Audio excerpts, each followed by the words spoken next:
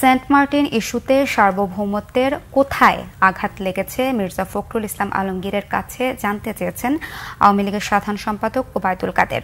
বলেন, ঈদের দিনেও মিথ্যাচার ও অপপ্রচার ছাড়েননি বিএনপি মহাসচিব।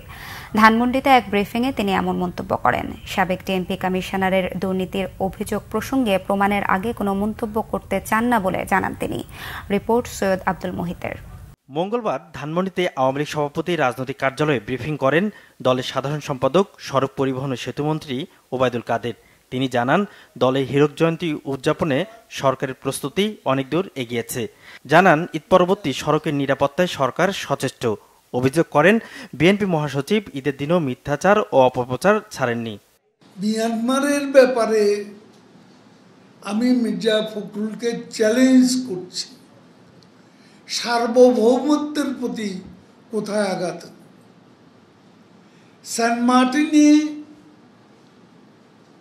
থেকে জাহাজ তো সরে গেছে, ভেতরে যারা ছিল অনুপ্রবেশ করেছে তাদেরও তারা ফিরিয়ে নিয়েছে।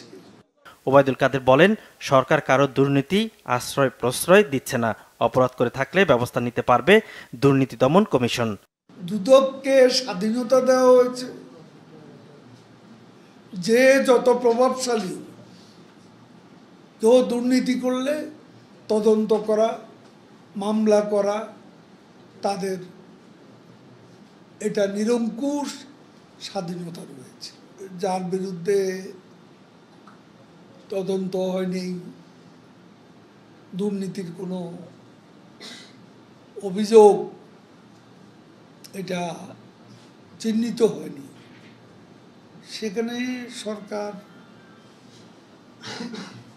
অন্ধকারে ঢিল ছুটবে কেন?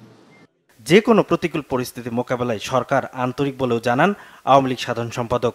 এই মূল্যস্ফীতির মধ্যে কোরবানি। সৈয়দ আব্দুল মুহিত, বাংলাভিশন, ঢাকা।